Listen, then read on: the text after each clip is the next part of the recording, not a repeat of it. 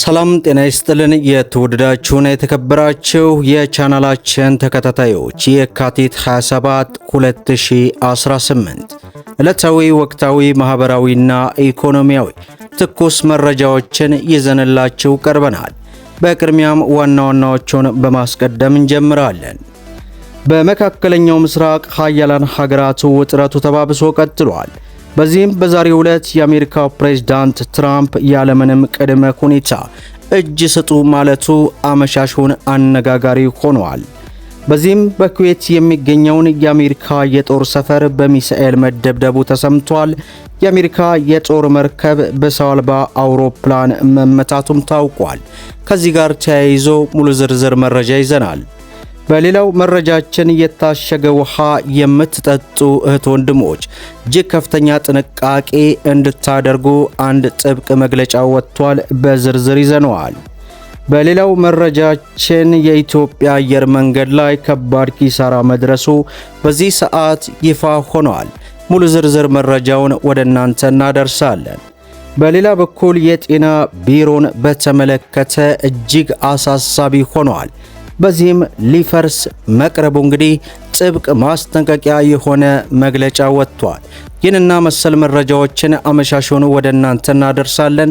ቪዲዮውን ላይክ፣ ቻናሉን ሰብስክራይብ እያደረጋችሁ እስከ መጨረሻው ድረስ አብራችሁን ቆዩ።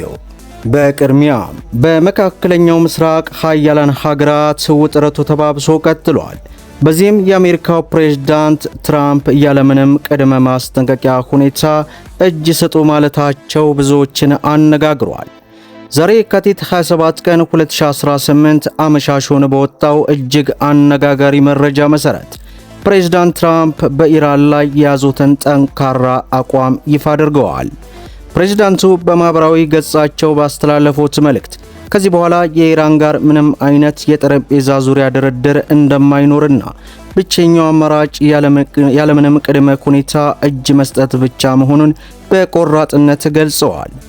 ይህ መግለጫ ወታደራዊ ዘመቻ 7 ቀኑን በያዘበትና በወቅታዊ የክልሉ ውጥረት ከፍተኛ ደረጃ ላይ በደረሰበት ወቅት ሲሆን ይህ ያልተጠበቀና ቀጥተኛ የሆነ ጥሪ በዓለም አቀፍ ዲፕሎማሲ ረገድ ትልቅ ድንጋጤን የፈጠረ ሲሆን የአሜሪካ መንግስት በቀጣይ የሚወስዳቸው እርምጃ የኢራንን የወደፊት እጣ ፋንታ ሙሉ በሙሉ ሊቀይር እንደሚችል አመሻሹን የወጣው ሪፖርት አስነብቦናል። ይህ በእንዲህ እንዳለ በኩዌት የሚገኘውን የአሜሪካ የጦር ሰፈር በሚሳኤል መደብደቡን አመሻሹን የወጣው ሪፖርት አስነብበዋል። ኢራን በኩዌት የሚገኘውና ለአሜሪካ የአየር ኃይል ኦፕሬሽን ቁልፍ የሆነውን የጦር ሰፈር ላይ ከፍተኛ የሚሳኤል ጥቃት ሰነዘረች። እንደ ዘገባው ከሆነ በጥቃቱ ሳቢያ 6 የአሜሪካ ወታደሮች መገደላቸው የተረጋገጠ ሲሆን በጦር ሰፈሩ አቅራቢያ ከፍተኛ ቁጥር ጭስ መታየቱን የዓይን እማኞች ገልጸዋል። የኢራን ወታደራዊ ምንጮች ጥቃቱን የፈጸሙት የየብስና የባህር የተተኮሱ 15 ክሩዝ ሚሳኤሎችን በመጠቀም መሆኑን ጠቅሰው እርምጃው የኢራን ከፍተኛ መሪ በአሜሪካና እስራኤል ጥምር ጥቃት መገደላቸውን ተከትሎ የተወሰደ አጸፋዊ እርምጃ መሆኑ ተገልጿል። ይህ በእንዲህ እንዳለ ኢራን የአሜሪካን የጦር መርከብ በሰው አልባ አውሮፕላን መምታቷ ተገለጸ። የኢራን ብሔራዊ ቴሌቪዥን ባስተላለፈው ሰበር ዜና የሀገሪቱ የጦር ኃይሎች የሆነውን የአሜሪካ የጥቃት አውሮፕላኖች ተሸላሚ መርከብ በድሮን መምታታቸውን አስታውቋል። ከዚህ ቀደም የኢራን አብዮታዊ ዘብ ተመሳሳይ ጥቃት መሰንዘሩን ገልጾ ነበር። የአሜሪካ መከላከያ ሚኒስቴር በበኩሉ የተተኮሱት ሚሳኤሎች ወደ መርከቧ ጥጋጥግ እንኳን አልደረሱም የሚል አጸፋዊ መግለጫ ሰጥተዋል። በሌላው መረጃችን የታሸገ ውሃ የምትጠጡ ከፍተኛ ጥንቃቄ እንድታደርጉ አዲስ መግለጫ ወጥቷል። የአዲስ አበባ ከተማ አስተዳደር የምግብና መድኃኒት ባለስልጣን በገበያው ላይ የዋሉ የተመረቱ የፋይን የታሸጉ የውሃ ምርቶችን ማህበረሰቡ እንዳይጠቀም አስጠነቀቀ። ባለስልጣኑ ከባለድርሻ አካላት ጋር በደረሰው ጥቆማ መሰረት የውሃ ምርቱ ባዕድ ነገር የታየበት በመሆኑ በፌዴራል ምግብና መድኃኒት ባለስልጣን ናሙና እንዲወሰድ በማድረግና እንዲመረመር ካደረገ በኋላ ጥራትና ደህንነቱ ያልተጠበቀ መሆኑ ገልጿል።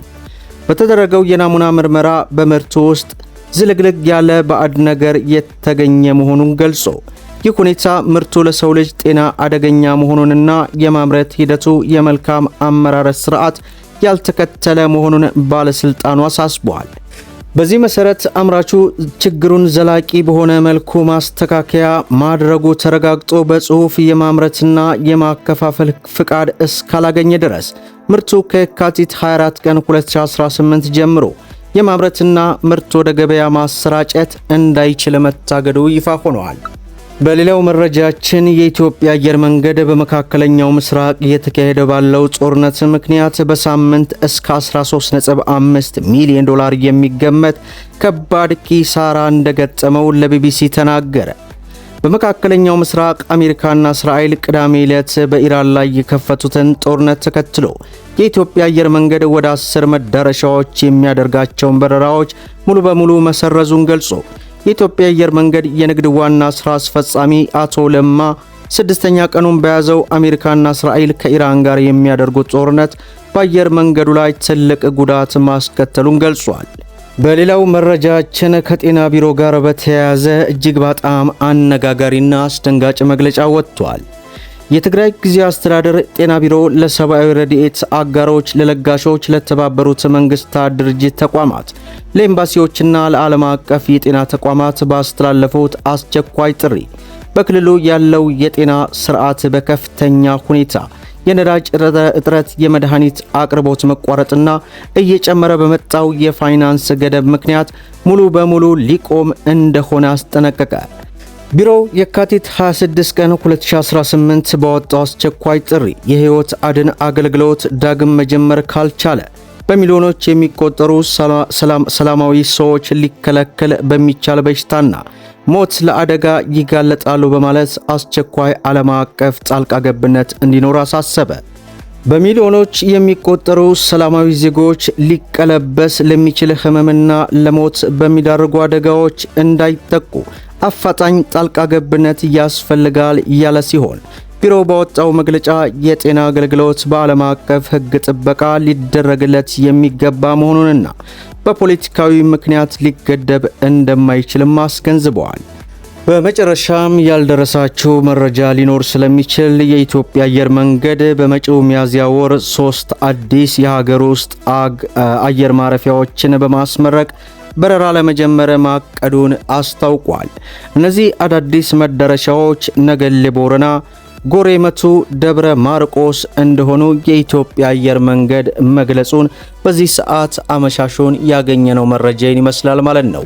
ቪዲዮውን ላይክ ሼር እያደረጋችሁ ለብዙ እህት ወንድሞች እንዲደርስ አድርጉ። ለቻናላችን አዲስ ከሆናችሁ ሰብስክራይብ በማድረግ በየዕለቱ የሚለቀቁ መረጃ እንዲደርሳችሁ የኖቲፊኬሽን ማብራታችሁን አትዘንጉ እያልን ለምሽት ያስኩላችሁ መረጃ ይመስላል። እስከ ፍጻሜው ድረስ አብራችሁን ስለቆያችሁ ልባዊ ምስጋናችንን እየሰጠን በሌላ ቪዲዮ እስከምንገናኝ ወሰላሙ አለይኩም ወራህመቱላህ።